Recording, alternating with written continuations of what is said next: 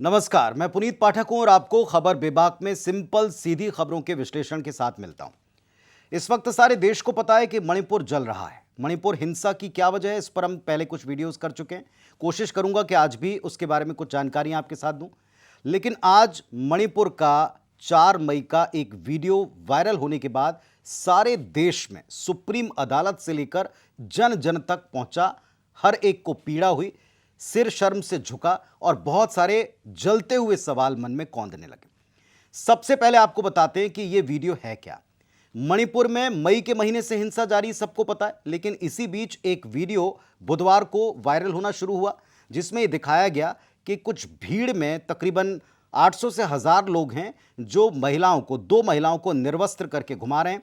यह भी पता चला कि उनका बलात्कार किया गया, गैंगरेप हुआ और बाद में उनकी हत्या की भी बातें की गई। इन सब के साथ यह भी एक बात जुड़ गई कि ऐसा करने वालों का विरोध करने की हिम्मत एक व्यक्ति ने की, महिलाओं के एक भाई ने, उसकी भी हत्या कर दी गई। इस पूरे मामले में जैसे जैसे वीडियो वायरल हुआ, केंद्र सरकार के खिलाफ, मणिपुर सरकार के खिलाफ इतना गुस्से का उबाल आया।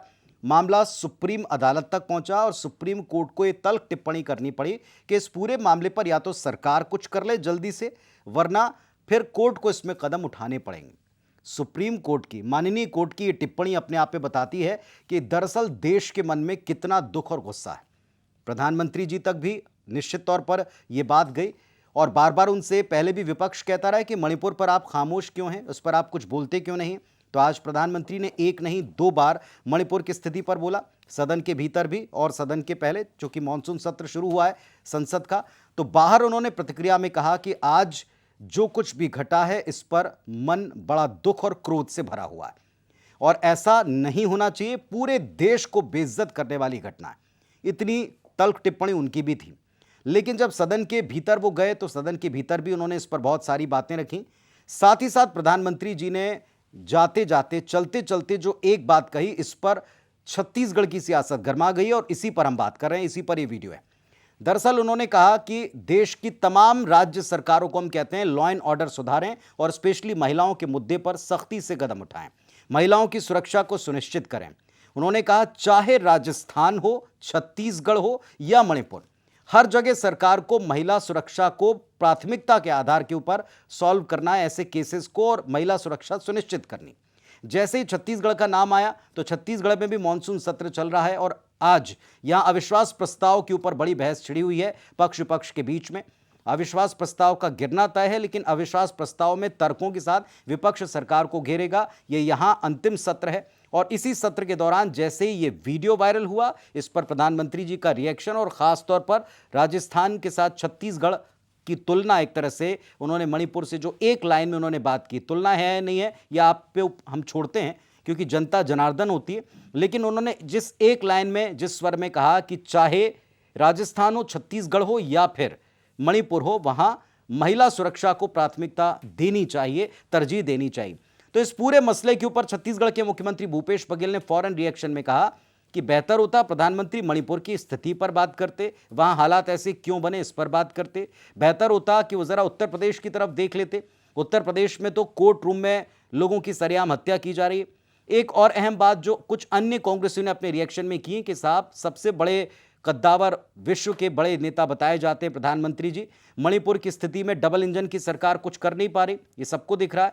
दूसरा, वो ये भी कहते हैं कि स्वयं चाणक्य माने जाने वाले गृह मंत्री अमित शाह वहां 2-2 दफा हो आए हैं, कुछ दिन ठहर के भी देख चुके हैं, इसके बावजूद वहां हिंसा का दौर नहीं थम रहा।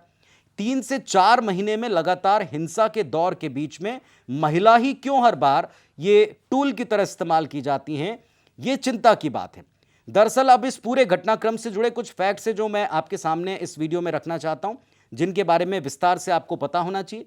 इतनी बड़ी घटना के बाद वहां के जो मुख्यमंत्री हैं उन्होंने भी कहा है कि हमने इस घटना पर संज्ञान लिया, इस पर एक एफआईआर की, पुलिस ने उन लोगों को बचाया भी था। जिन लोगों ने ऐसा किया है इनमें से एक एक को फांसी दिलाने की हम कोशिश करेंगे।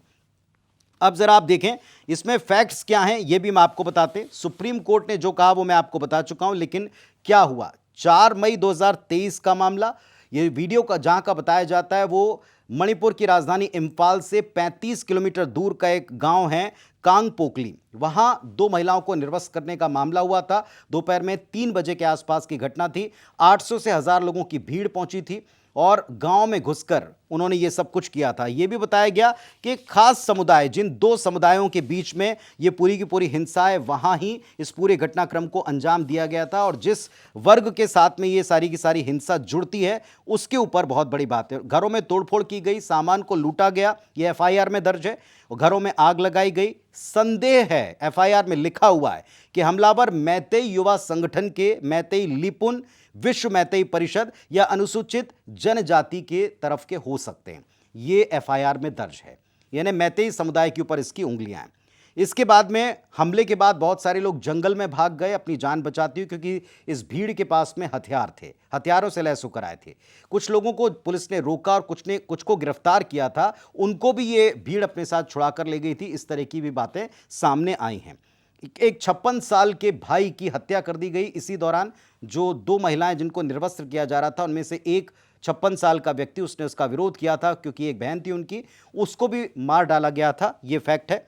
3 महिलाओं के कपड़े उतारने पर उनको मजबूर किया गया, जिनमें इस भीड़ के तमाम लोगों ने घेर कर उनके साथ जो कुछ भी किया वो बेहद शर्मनाक है। और इसकी तुलना क्या छत्तीसगढ़ से किया जाना चाहिए? छत्तीसगढ़ में कुछ भारतीय जनता पार्टी के नेताओं का तर्क है, उनका ये कहना है कि दरअसल यहाँ देखें आप, अपने अधिकारों को लेकर सड़क के ऊपर नग्न होकर नेताओं को बार बार कहने के बाद जब हल नहीं होता तो युवाओं को दौड़ना पड़ता है। एसटी एससी समुदाय के लोगों को फेक प्रमाण पत्र के आधार पर उनका अधिकार मारने वालों के खिलाफ सरकार के आगे बेबस होकर ये करना पड़ता है।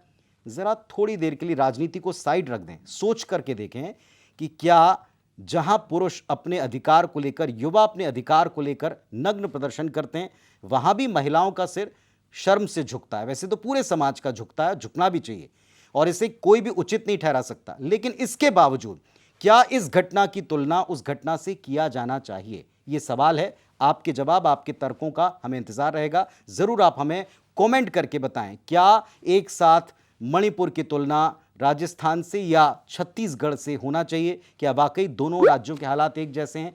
या ये भी एक पहलू है कि जो प्रधानमंत्री ने कहा, इसको पॉलिटिकल एंगल दिया क्यों जा रहा है? उन्होंने कई राज्यों के बारे में बात की, इस पर भी आप अपनी बात रख सकते हैं। जरूर अपना उत्तर दें, तर्क रखें।